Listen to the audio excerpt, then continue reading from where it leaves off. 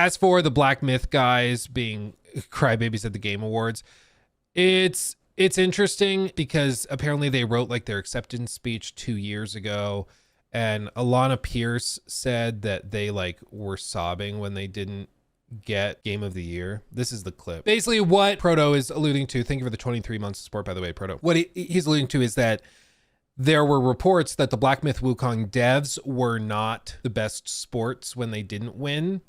And so they kind of like threw a bit of a fit, and Alana is going to talk about what she saw. But yeah, it's interesting. Here's what Alana says she saw at the Game Awards. And I was in the front row this year. It was my first time being in the front row. I was like, wow, thanks, Jeff. Great seats.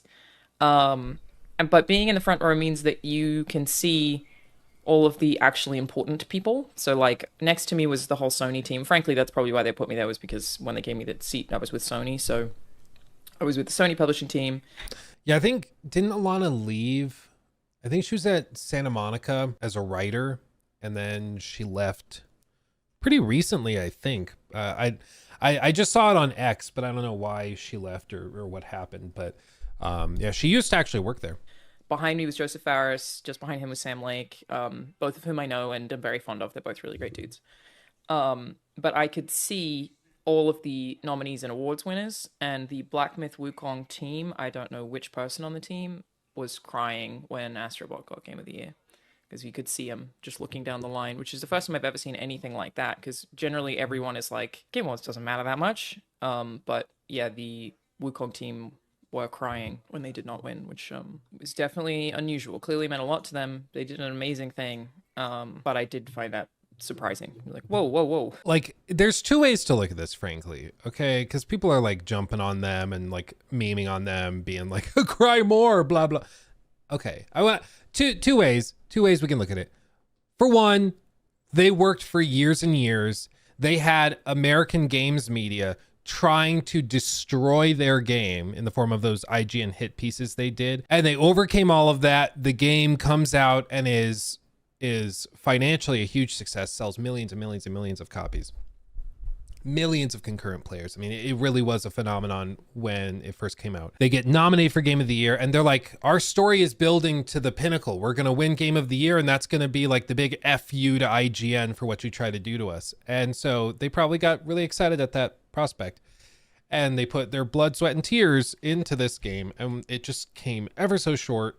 And so it's just all of that emotion pent up, and some people, you know, it overflowed, perhaps. In which case, I can't really blame you. Like, their crime is that they cared. Okay, you know, I don't see how that's a big deal. But the other side of it is that there's been other posts and stuff that they made where they were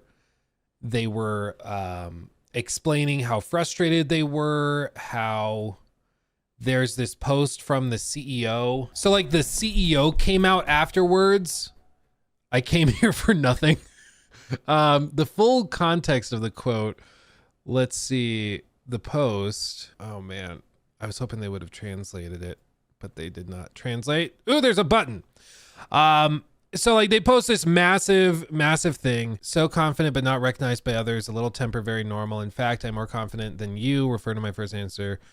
The speech for the annual game stage was written 2 years ago, but it was useless. I mean, the translation's going to be clunky. Yes, you can't be confident only when you've already won. That's not confidence. It's rereading of the results. If you lose today, you may lose tomorrow, but so what?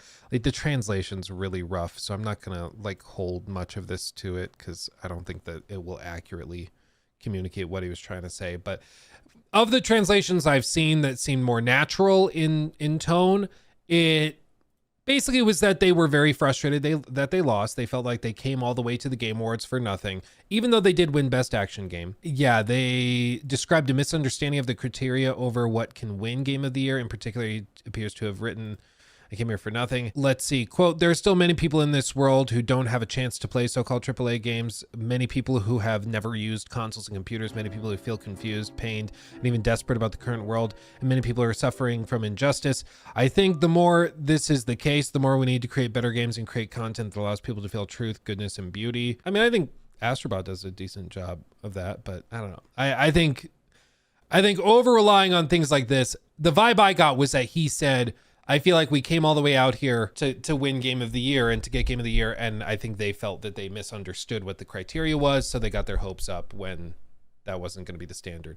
Because obviously, like, Black Myth was not, according to Metacritic and the consensus of reviewers, it was not the best game of the year. That was going to go to Astrobot or Metaphor ReFantazio. It was going to go to one of those, or I guess technically Elden Ring's DLC could have also won it. But there's just the vibe is that they didn't handle the loss super well. Whether they felt entitled to it, whether they just misunderstood and thought they had it in the bag because they had the most players out of, I think, pretty much any of the games that came out. I'm not sure, but they were upset by it. My general perception, though, frankly, is I don't think it's that big of a story. I think they just really, really hoped they were going to win. And after all of the crap they had to go through to get to the Game Awards and to get their game out and actually find success, I think they were just really frustrated that they just fell oh so short, just a little short of the ultimate prize. But they still won awards. You know, they still were recognized, and their game did surprisingly and, dare I say, shockingly well.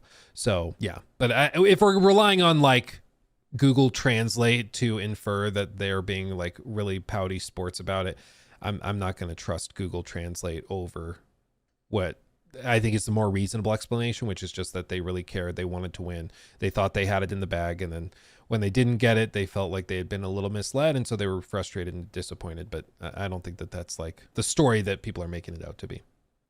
IGN was on the jury, so there was level of bias against them already. Yeah, the fact that IGN didn't like recuse themselves after the hit pieces that some of their writers were writing for that game was insane. And in literally every single thing that they did on Black Myth, they would refer to that hit piece. They'd refer back to it. They'd be like, oh, this is the review roundup for Black Myth Wukong. Also, be aware that we wrote this article about how terrible the studio, like it was really stupid. But I think they should still be proud of it. I think hopefully they can take what they learned from Black Myth and move forward with those learnings. And when we get a sequel or whatever their next game is, it hopefully pops off and is received even better. Because I thought Black Myth Wukong was a really good game, but I thought it definitely had some weak points. And if they can iron those out, then they'll definitely have a Game of the Year contender on their hands, frankly. Edgar, thank you for that one. I'm sure that China had expectations of them winning as a form of national pride. I'm kind of not kidding. Well, I mean, again, they were fighting such uphill battles for so long leading up to the game's launch, and then they get it out. It does really well. I think they just thought that the story was going to end in the most beautiful way, where they win Game of the Year and everybody has to like applaud for them, even though they tried to destroy them. They wanted that to be the story, and it just didn't quite work out that way, and that made it all the worse.